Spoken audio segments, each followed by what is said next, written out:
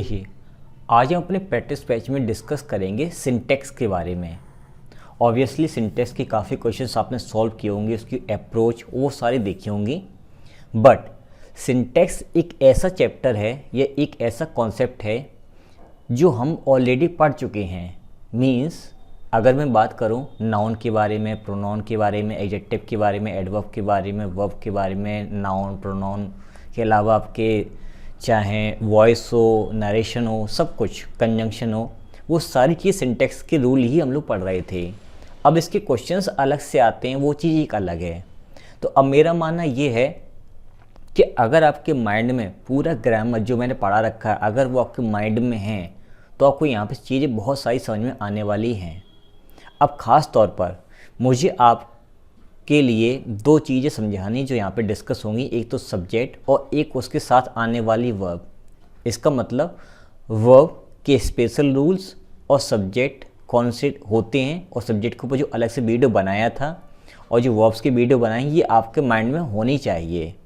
अब सब्जेक्ट का मतलब केवल सब्जेक्ट नहीं, सब्जेक्ट का मतलब नाउन, प्रोनाउन या नाउन के इक्विवेलेंट जैसे कि जेरेंड है, इन्फिनेटिव है, ये सारे नाउन के इक्विवेलेंट माने जाते हैं। अगर ये सारे चैप्टर्स आपको अभी याद हैं, भले कंजंक्शन याद हो या ना हो कोई प्रॉब्लम नहीं, तो भी आप इसको सॉल्व कर सकते हो। तो ये सारी रिक्वायरमेंट्स थी जो आप फुलफिल आपको करनी चाहिए। अच्छा, दूसरी बात ये कि मैं बता देता हूँ हमेशा कि PDF मैंने दे रखी है सभी क्वेश्चंस की, उसको आपको पहले सॉल्व करना है। जो आपके आंसर्स होंगे फिर मैं यहाँ पर उसको समझाऊंगा तो आपको कुछ ज़्यादा अच्छी तरह से समझ में आएगा।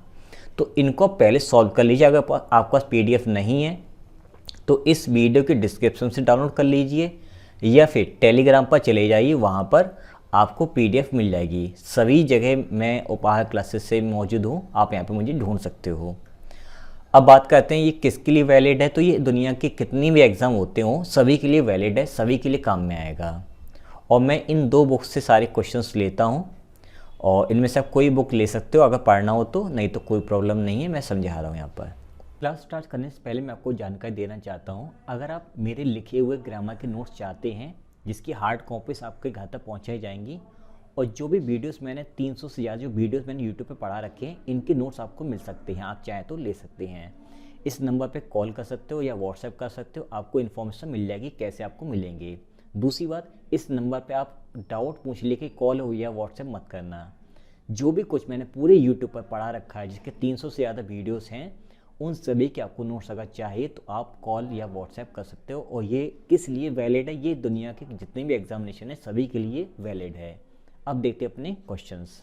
अब देखते हैं अपना पहला question. The most publicised achievements of the government on population policy has been debunked by demographers as nothing but shame. अब इस सेंटेंस की अगर मीनिंग या हिंदी बताने की कोशिश करूँ तो इसमें कोई प्रॉब्लम नहीं आएगी, हिंदी में कोई प्रॉब्लम आपको महसूस नहीं होगी। इसका मतलब ये क्वेश्चन अपना ग्रामर बेस्ड है, आप हिंदी निकाल लेना, इसका अर्थ आपको सही लगेगा लेकिन मिस्टेक आपको नहीं मिलेगी ढूंढने से भी। तो अब बात करते हैं ग्रामर की। मैंने एक सब्जेक्ट के बारे में बात की थी, एक वीडियो बारे में बात की जो सब्जेक्ट नाम से मैंने बना रखा है। उसमें मैंने बताया था सब्जेक्ट कितने टाइप के होते हैं और सब्जेक्ट कितना लंबा हो सकता है, वो भी मैंने डिस्कस किया था। तो अगर आप ध्यान दो तो हैज़ बीन इस सेंटेंस की वर्ब है, और अगर ये वर्ब है तो इसके पहले जो भी कुछ होगा वो अपना सब्जेक्ट होगा। तो द मोस्ट पब्लिसाइज्ड से लेकर के और पॉलिसी तक आपका इतना लंबा सब्जेक्ट है।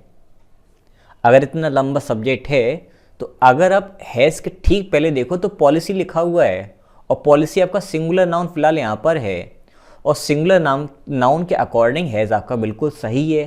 तो दिमाग ये कहे सेंटेंस बिल्कुल ठीक है, लेकिन ये आपकी एरर ऑफ प्रॉक्सिमिटी कहलाता है। मतलब जब वर्ब के बगल में कोई शब्द रखा हो उसी को हम सब्जेक्ट मान लें और उसी के अकॉर्डिंग वर्ब को अगर फॉलो करें तो हमें वर्ब जब भी सही लगती है तो वो एरर होता है। एरर का मतलब क्या है कि वर्ब के पहले रियल में सब्जेक्ट कौन है, अगर उसके अकॉर्डिंग वर्ब आई तो सेंटेंस में सही है, और उसके अकॉर्डिंग नहीं आए तो एरर ऑफ प्रॉक्सिमिटी कहलाता है। अगर आप एरर ऑफ प्रॉक्सिमिटी को साइड से कर दो शब्द को, इस फ्रेज को, तो मेरी बात आपको ऐसे समझ में आ सकती है कि अगर मैं सेंटेंस को ब्रेक करूं, जैसे कि अचीवमेंट्स आपका नाउन है उसके ठीक पहले ये आपका एडजेक्टिव है, ये आपका सुपरलेटिव डिग्री है, ठीक है।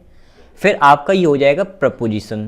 प्रपोजिशन के बाद एक और प्रपोजिशन ऑन है, सारे प्रपोजिशन में देख लिए। प्रपोजिशन के बाद आने वाला शब्द जो है वो ऑब्जेक्टिव केस में चला जाता है, भले ही नाउन हो लेकिन ऑब्जेक्टिव केस है इस प्रपोजिशन का।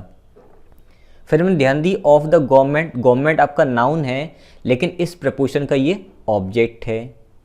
लेकिन इस नाउन के पहले कोई भी यहाँ पर प्रपोजिशन नहीं है, इसका मतलब इस प्रपोजिशन ने इस नाउन को हटा दिया, इस प्रपोजिशन ने इस नाउन को हटा दिया यहाँ से।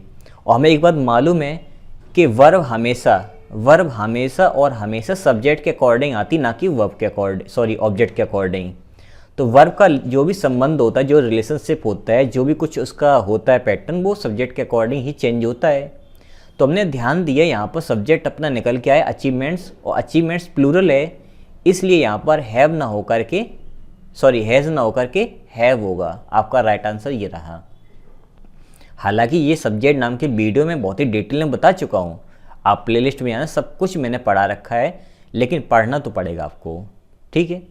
Next, the unfortunate developments in our country during the recent past has touched every sensitive heart. बिल्कुल सेम टू सेम ऊपर वाले पैटर्न को ये सेंटेंस फॉलो कर रहा है। मैं आपको हिंट देना चाहता हूँ कि सेंटेंस में हैज़ आएगा कि हैव आएगा, केवल यहाँ पर प्रॉब्लम है, हैज़ आएगा कि हैव आएगा। अगर आप इस वाली टेक्निक को, प्रीपोजिशन को तोड़ करके उसको सेंटेंस को ब्रेक करना सीख गए हो, तो आपका आंसर यहाँ पर आ जाएगा। आप मुझे कमेंट में बताइए कि यहाँ पर हैज़ आएगा कि हैव आएगा, मैं वहाँ पर आपके आंसर को चेक कर लूँगा, ठीक है। और सब्जेक्ट आपका आगे ही है, मैंने ये भी हिंट दे दिया आपको, सब्जेक्ट आगे पीछे नहीं देखना आपको, क्लियर। चलिए, 20 किलोमीटर्स आर नॉट। अब कुछ लोग कहेंगे इसको देख करके सर यहाँ पर इज आएगा, रुक जाओ अभी। किसी भी सेंटेंस में जब हमारी कोई नंबर हो और कोई डिस्टेंस वगैरह जब दिया जाता है, और ये चीज़ मैंने आपको नाउन की लास्ट वाली वीडियो आई थिंक समझाई थी, नाउन एडवांस लेक्चर्स जो उसके लास्ट वाले टॉपिक में, लास्ट वाले सेशन में मैंने ये डिस्कस कर रखी थी, वहीं से क्वेश्चन बना हुआ है। अब यहाँ पर इज आएगा कि आर आएगा, वो ये डिसाइड नहीं करेगा, वो डिसाइड करेगा आगे आने वाला शब्द। नॉट अ ग्रेट डिस्टेंस, कोई बड़ी बात नहीं है in these days of fast moving vehicles. तेज़ दौड़ते हुए जो व्हीकल आज के टाइम पर अपने पास अब उपलब्ध हैं, जो तेज़ दौड़ते हैं, उनके हिसाब से उस लिए आज के टाइम पर 20 किलोमीटर कोई बड़ी बात नहीं है। तो जब यहाँ पर कोई डिस्टेंस या कोई अमाउंट वगैरह दिया जाए और अगर आगे उसको सिंगल काउंट किया जाए, सिंगल काउंट कौन कर रहा है? ए। हमने ध्यान दिया कि यहाँ पर जो डिस्टेंस दिया है वो एक बार में काउंट किया जा रहा है, एक बार में उसको माना जा रहा है, सेपरेट सेंस यहाँ पर है। तो यहाँ पर एच आर नहीं इज आएगा आपका। अगर यहाँ पर ये कहा जाता है कि 20 किलोमीटर मैंने साइकिल से, फिर बस से, फिर पैदल तय किया, इसका मतलब सेपरेशन हो रहा है, अलग अलग पार्ट वाइज उसको ब्रेक किया जा रहा है, तोड़ा जा रहा है, तब आपका यहाँ पर आर आता है।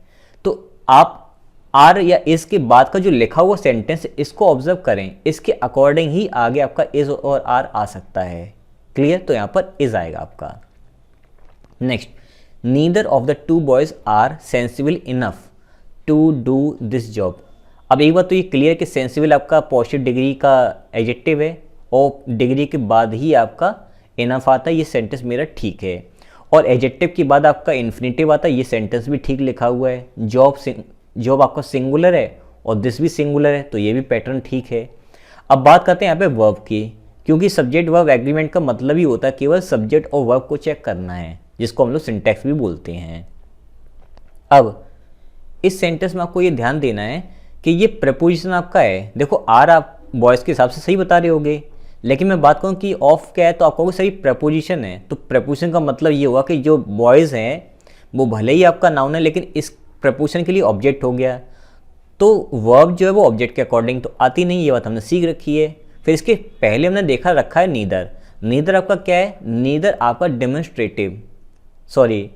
डिस्ट्रीब्यूटिव प्रोनाउन है और ये आपका सिंगुलर सब्जेक्ट माना जाता है, मतलब सिंगुलर में काउंट किया जाता है। अगर ये सिंगुलर है तो वर्ब इसके अकॉर्डिंग आएगी, फिर यहाँ पर आर नहीं बल्कि इज आएगा।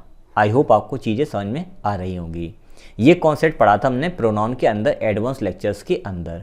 मैं वीडियोस भी बता रहा हूँ कि कहाँ कहाँ कौन सी मैंने चीज़ें पढ़ाई हैं, और सारे क्वेश्चंस एग्जाम में आए हुए हैं, मन से नहीं बनाए हैं।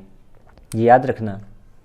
1 out of every 5 people now speak English to same level of competence all over the globe और फुल स्टॉप। अब इस सेंटेंस में सब्जेक्ट कौन है और वर्ब कौन है ये हमें चेक करना है। सोचो, अगर आपको सारी बातें समझ में आ गई हैं तो हमें एक बात ये क्लियर कि ये मेरी वर्ब है और ये मेरी प्लूरल है।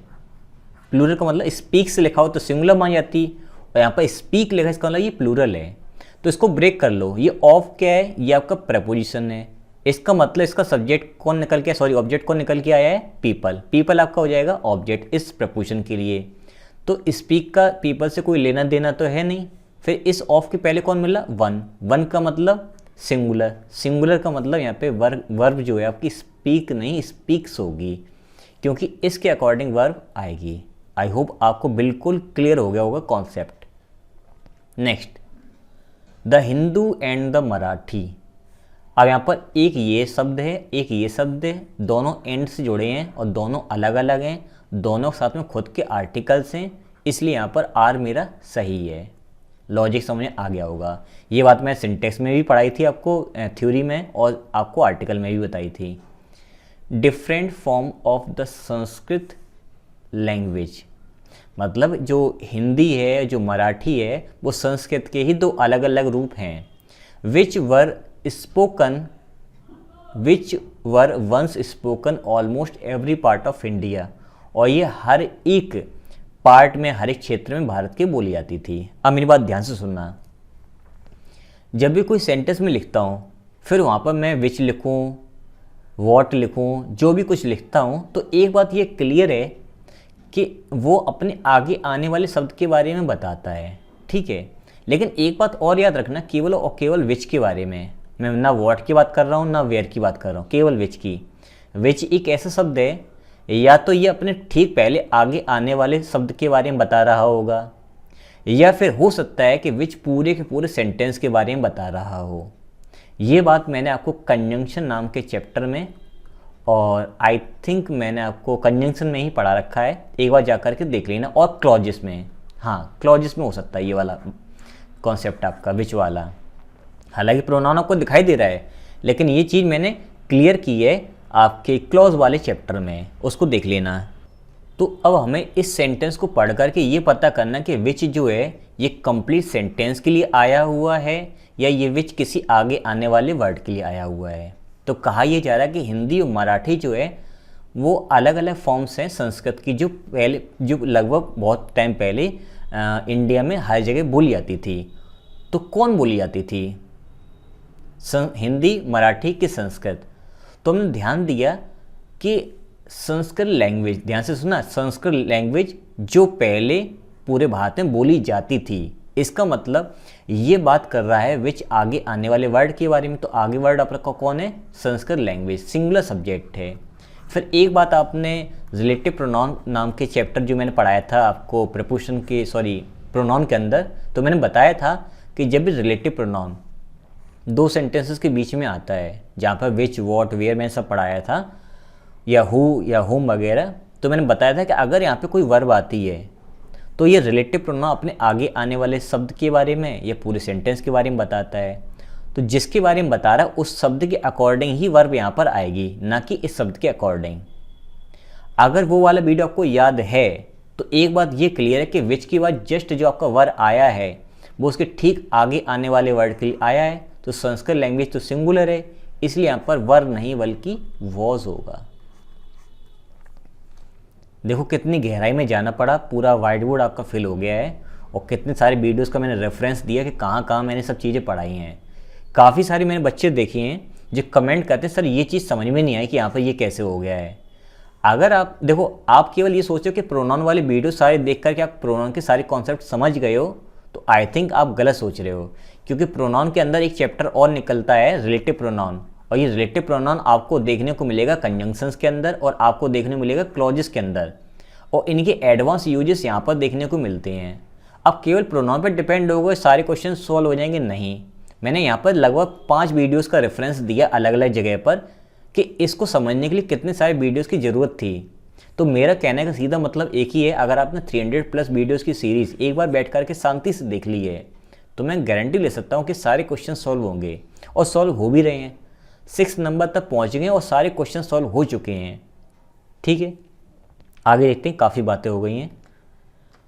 What are needed are not large houses but small cottages.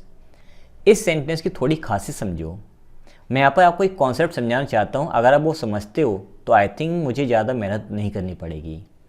पहले तो आप ये समझो कि वॉट जो है वो 2 काम करता है। अगर इंटररोगेटिव का काम कर रहा है तो सेंटेंस क्लास में क्वेश्चन मार्क आएगा और इसका निकलेगा क्या, इसका काम यहीं पर ख़त्म हो गया है।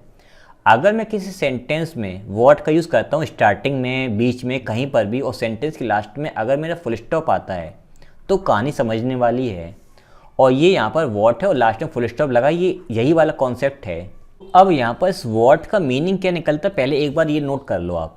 अगर मैं वॉट जब लिखता हूँ फुल स्टॉप वाले सेंटेंस में तो वॉट का मतलब होता है द थिंग या things according to the context के अकॉर्डिंग। उसके बाद फिर आपका लगेगा दैट, और इसके लिए भी एक वर्ब आगे आएगी और इसके लिए भी एक वर्ब आगे आएगी। ठीक है, अब वो कैसे क्या आएगी उसको समझना है। तो इस वाले कॉन्सेप्ट को कर दो साइड से और ये आपको याद रखना है इस वाले सेंटेंस को समझने के लिए। और इसकी हिंदी होती है यह जो कि है, इस तरह से इसका अर्थ निकलता है। अब देखें इसको कैसे लिखा जाएगा, और जो इसका हिंदी अर्थ निकलेगा वही उसका भी निकलेगा। तो ये ऐसे लिखा जाएगा द थिंग, आगे आप चाहो तो यहाँ पे द लगा सकते हो, द थिंग दैट।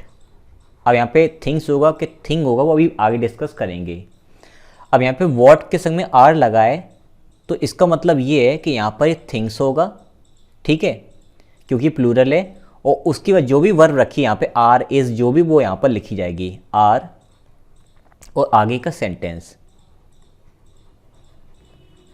जिन चीज़ों की ज़रूरत है वो ये हैं, आर नॉट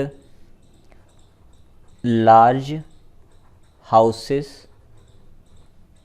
बट स्मॉल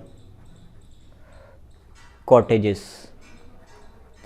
अगर आप छोटी सी बात को ध्यान में रखें तो वॉट आर को केवल और केवल मैंने चेंज किया है, तो क्या निकला the things that are. What is अगर लिखा है तो द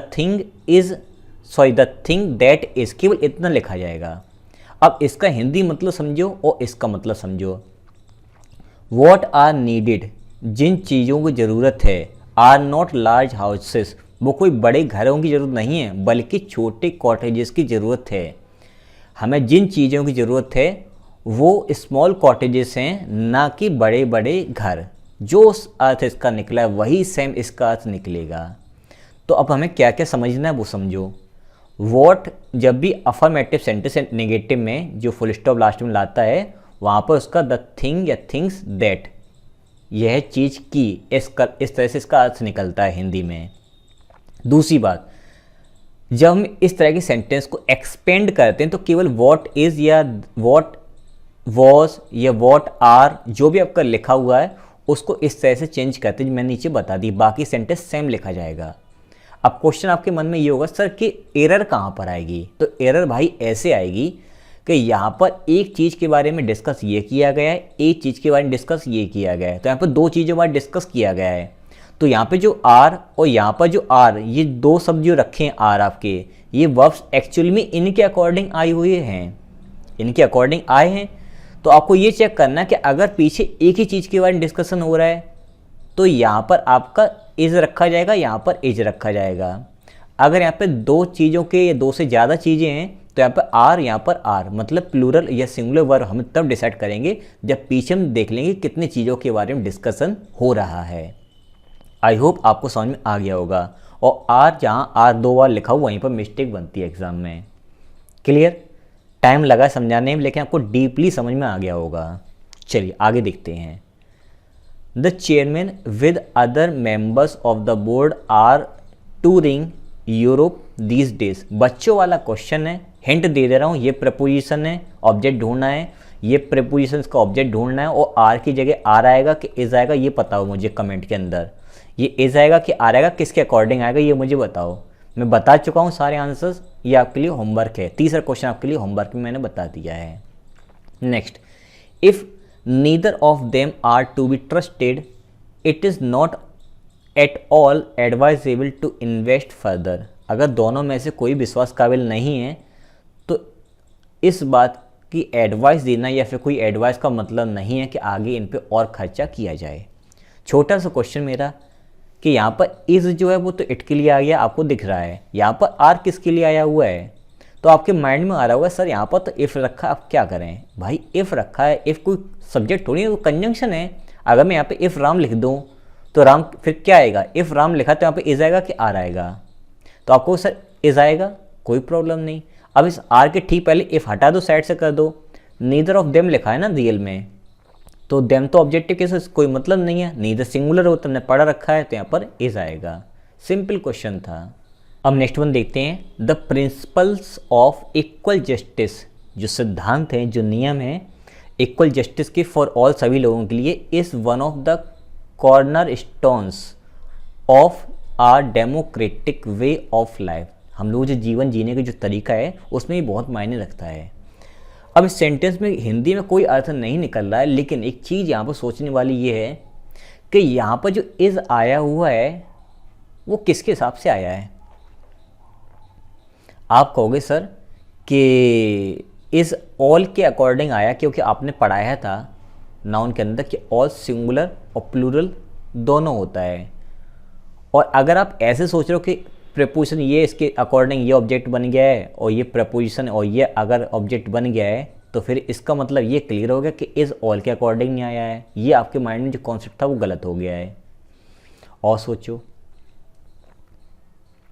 कहीं ऐसा तो नहीं है, कहीं ऐसा तो नहीं है कि ये इज़ जो है ये पूरे सेंटेंस के लिए आया हो, यह भी हो सकता है। लेकिन प्रॉब्लम ये हो गई कि यहाँ पे ऑफ ने जस्टिस को हटा दिया, फॉर ने ऑल को हटा दिया, तो ये पूरे इतने बड़े सब्जेक्ट के लिए तो आया नहीं है। अब आपका माइंड कहेगा सर बहुत ही ईजी है, मिस्टेक इज की जगह आर आएगा। क्यों आएगा, क्योंकि यहाँ पे ऑफ के पहले प्रिंसिपल्स है तो यहाँ पर आर आएगा, मिस्टेक मिल गई, बिल्कुल सही बात है।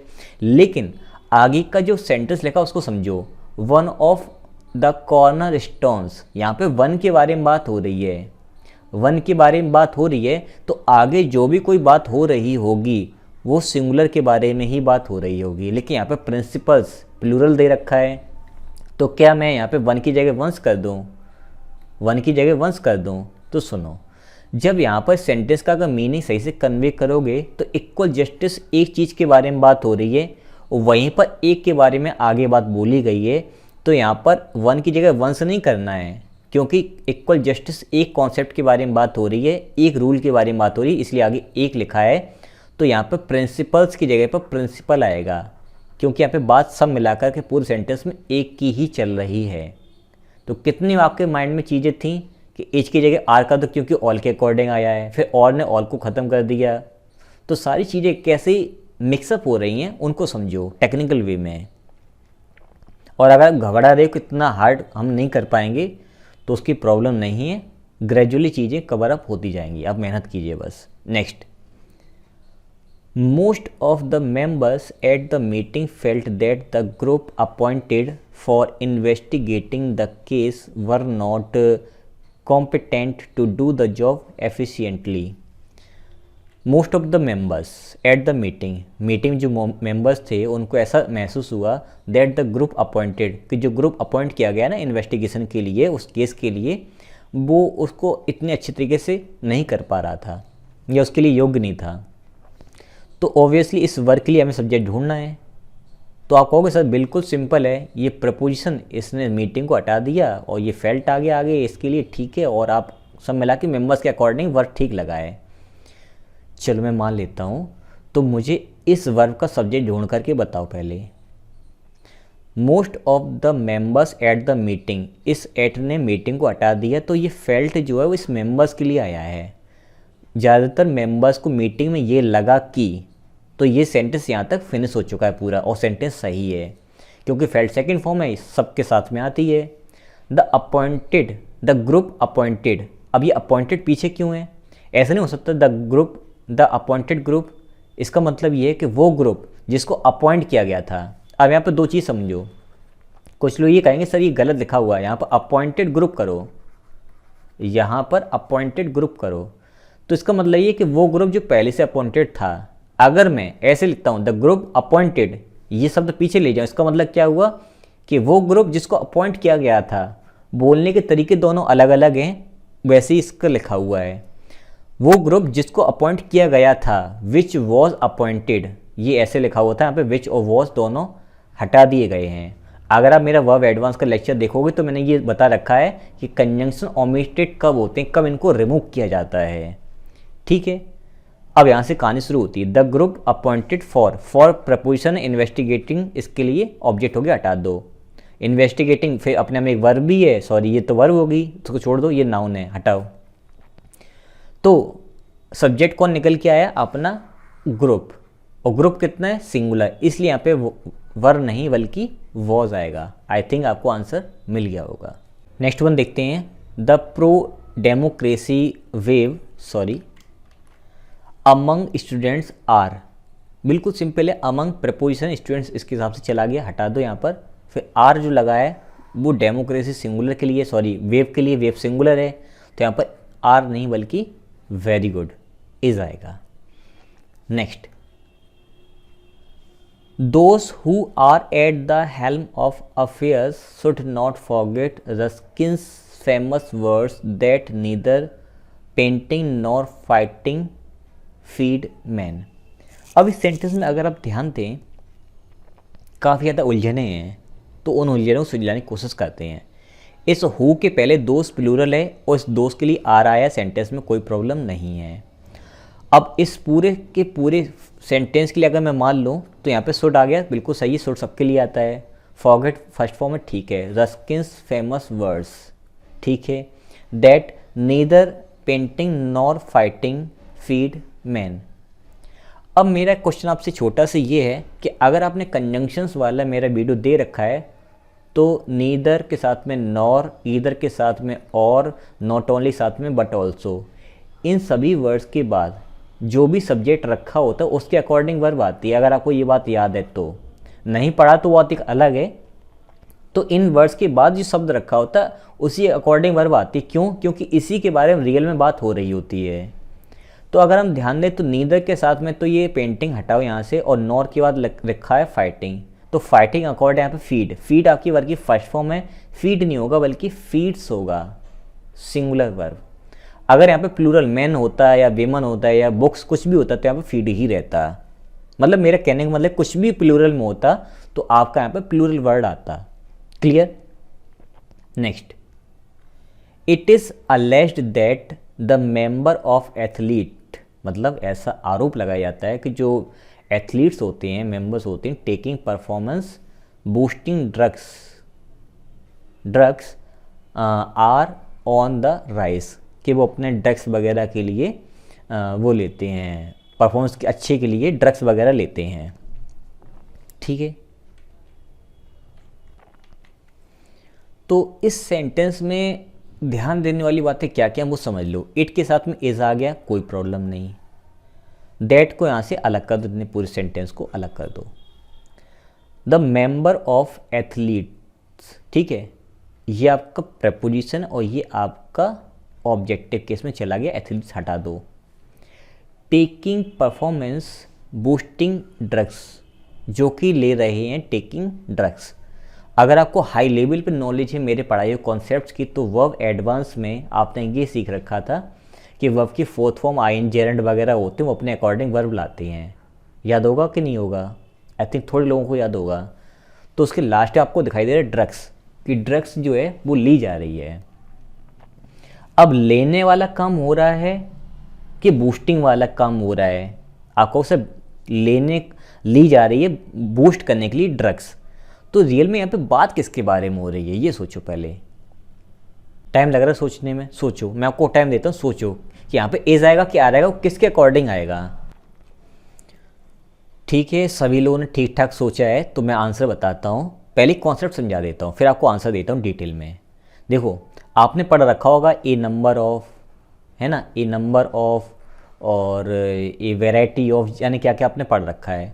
तो ऐसा कोई फ्रेज़ जो ए से मिलकर के बना होता है उसमें यहाँ के बगल में आने वाले वर्ड्स के अकॉर्डिंग वर्ब आती, इस बात को आप लिख लीजिए। और अगर जितने फ्रेजेस हैं जितने भी, अगर इनमें आपका दा लग जाए तो ऐसे समझ लेना कि बात तो इन्हीं के बारे में हो रही है। तो फिर इन लोगों के, इन ग्रुप के बारे में एक शब्द दिया गया, यहाँ पे नंबर है, ग्रुप है, वैरायटी, जो कोई भी वर्ड यहाँ पर दिया है और ये दा से बना हुआ है, तो यहाँ पर इस शब्द के बारे में फोकस किया जा रहा है। लोग तो हैं, लोग वो किस तरह के हैं उस ग्रुप को फोकस किया जा रहा है और इसके अकॉर्डिंग ही फिर आपकी वर्ब आती है, इतना याद रखना। फिर से सुन लो, ए से बनने वाले सारे फ्रेजेज जो होते हैं उनके बाद आने वाले वर्ड के अकॉर्डिंग वर्ब आती है, क्योंकि बात इनके बारे में चल रही होती है। लेकिन अगर मैं इन सभी जगह दा लगा देता हूँ तो फिर इन सभी लोगों के बारे में तो बात हो रही होती है, लेकिन इनका ग्रुप जो है फिर इस ग्रुप पर फोकस किया जाता है, इस वर्ड पर, और फिर इसके अकॉर्डिंग ही वर्ब आती है। तो हमने ध्यान दिया कि यहाँ पे दा लगा हुआ है, द नंबर ऑफ एथलीट्स, और उन्हीं के बारे में आगे बात हो रही है। तो आर ऑन द राइज का मतलब बहुत ही ज़्यादा वो अच्छी परफॉर्मेंस करते हैं। तो कौन? वो नंबर, यानी कि वो संख्या में वो सभी लोग जो एथलीट्स हैं और जो ड्रग्स लेते हैं, आर ऑन द राइज, वो सबसे हायर लेवल पर होते हैं। तो आर ऑन द राइज को अगर फोकस करोगे तो रियल में बात टेकिंग ड्रग्स की नहीं चल रही है, उन एथलीट्स के बारे में चल रही है जो सबसे ऊपर हैं। लेकिन दा लगने पर बात चल रही फिर उनके नंबर्स के बारे में, ना कि उन एथलीट्स के बारे में। ये अंतर था। इस बात को आप 4 से 5 बार देखिए, तब आपको मेरी बात समझ में आएगी जो मैं समझाना चाहता था डिटेल में। ठीक है, next, Rajendra is one of those who always speak that he thinks. अब एक कॉन्सेप्ट है वो आपको समझना बहुत ज़रूरी है, जो कोई नहीं समझाता है। जब किसी इंसान के बारे में बात हो, ठीक है, अब देखो सेंटेंस का पहले मतलब क्या वो समझ लो। Rajendra is one of those, Rajesh उन लोगों में से एक है, उन लोगों में से एक है जो हमेशा बोलता है वॉट ही थिंक्स, जो सोचता है वही वो बोलता है। मतलब राजेंद्र उन लोगों में से एक इंसान है जो सोचता है वही बोलता है। तो ज़रा मुझे बताओ कि उन सभी लोगों में से राजेंद्र एक इंसान है, ये बात तो समझ में आ गई है कि केवल ये वही इंसान है जो सोचता है या बोलता है, कि ये लोग भी इसमें इंक्लूड हैं। सोचो, इसको कुछ ऐसे में बोल सकता हूँ कि सपोज को कि यहाँ पर एक टीम है जिसमें 11 लोग हैं, क्रिकेट की टीम है, और मैंने कहा सचिन, इसमें से एक नाम ले लिया मैंने, सचिन। सचिन एक ऐसा प्लेयर है जो, सचिन इस टीम में से एक ऐसा प्लेयर है, हिंदी में सुना ध्यान से, सचिन इस टीम में से एक ऐसा प्लेयर है जो अपना 100% देने की कोशिश हमेशा करता है। तो मुझे ये बताओ, क्या केवल मैं सचिन की बात कर रहा हूँ कि पूरी टीम की बात कर रहा हूँ और उसमें से मैंने कोई एक इंसान ले लिया एग्जाम्पल के तौर पर? तो आप कहोगे सर कि आप पूरी टीम के बारे में बात कर रहे हो, लेकिन स्पेशली आपने सचिन सर का नाम ले लिया है स्पेशली वहाँ पर समझाने के लिए। तो एक बात यहाँ पर ये क्लियर हो गई है कि यहाँ पर बहुत सारे लोग हैं जो बोलते वही हैं जो वो सोचते हैं, और उन सभी लोगों में से मैंने एक नाम निकाल के रख दिया जिसका नाम है राजेंद्र। इसका मतलब जब भी आपको Rajendra is one of, Ram is one of, या 2 ऑफ, 3 ऑफ, जो भी कुछ ऐसा पैटर्न लिखा हो, इसका मतलब ये सभी लोग वो काम करते हैं जो आगे बात चल रही है, जिसमें से एग्जाम्पल के लिए एक इंसान का नाम ले लिया गया है। ठीक है, नाम ले लिया है, लेकिन आगे वाले लोग क्या ये काम करेंगे? नहीं, हाँ करेंगे। अगर आगे वाले लोग ये काम करेंगे तो एक बात ये क्लियर है कि फिर वहाँ पर, यहाँ पर जो बातचीत चल रही है वो हु के पहले कौन आया है? दोस्त। दोस्त प्लूरल, इसलिए आ गया आपका स्पीक, और यही लोग आगे काम भी वही करेंगे जो किया जा रहा है। तो अगर मैं केवल यहाँ पर ही लगाता हूँ, इसका मतलब राजेंद्र ही केवल बोलता है, जो सोचता है बाकी कोई नहीं करता है। ये तो गलत है, करते तो ये भी सारे काम है। और इन ग्रुप को लेकर के मैंने बात की है जिसमें राजेंद्र मैंने एग्जाम्पल ले लिया है। इसका मतलब ग्रुप में लोग ज़्यादा हैं, और यहाँ पर ही नहीं दे होगा, और थिंक्स नहीं थिंक होगा दे के अकॉर्डिंग। बात को गहराई से समझो, समझ गए तो आपका कल्याण हो जाएगा, नहीं समझे तो 5 से 6 बार वीडियो को देखिए। We have already advertised that, have के साथ वी के साथ में प्लूरल, यहाँ तक कोई प्रॉब्लम नहीं है। For our present need a building with 1 hall 4 rooms and 1 kitchen are wanted.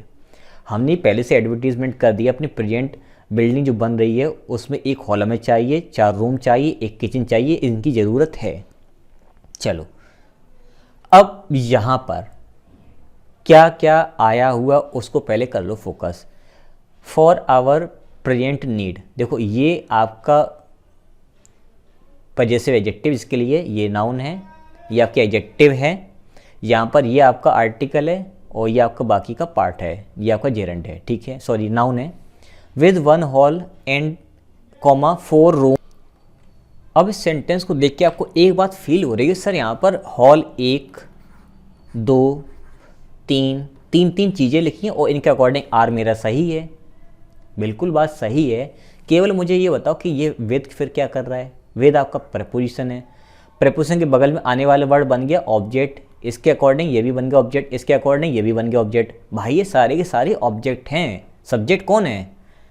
तो अगर आप ध्यान दो यहाँ तक की बात फिनिश हो गई थी, तो फॉर ने इस नीड को हटा दिया यहाँ से।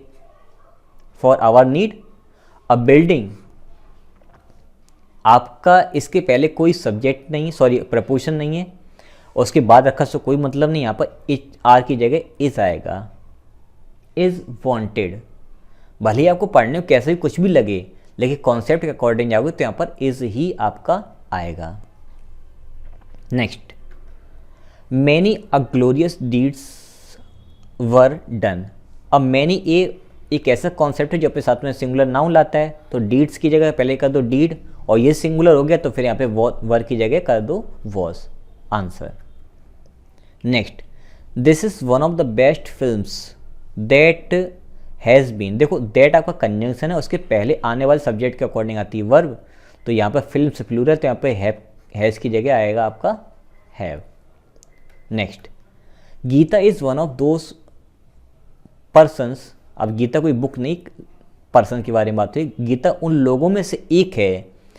अब यहाँ पर हु लगा है कंजंक्शन, इसके ठीक पहले कौन है, पर्सन से, तो पर्सन्स के ठीक बाद रखा है आपका इज, तो यहाँ पर आ जाएगा आर, क्योंकि पर्सन्स प्लूरल है। Every one of the survivor, हर एक इंसान जो बच गया है, of the ill fitted aircraft, जो दुर्भाग्यवश जिसमें एयरक्राफ्ट हो गया था, have told the same story, सभी लोगों ने एक ही कहानी सुनाई है। ये हैव किसके लिए आया है, ऑफ ने हटा दिया इसको, ये ऑब्जेक्ट हो गया, यहाँ पर ऑफ ने हटा दिया, सर्वाइवर्स को हटा दो, अब बचा कौन, एवरी वन, सिंगुलर है इसलिए यहाँ पर हैव की जगह हैज़ आएगा। यहाँ तक रखिए पार्ट 1, इसके बाद पार्ट 2 में डिस्कस करेंगे। तब तक आगे क्वेश्चन आप लोग सॉल्व कर लीजिए। PDF वीडियो के डिस्क्रिप्शन से मिल जाएगी लिंक उसकी, या टेलीग्राम पर जा कर के सर्च कर सकते हो।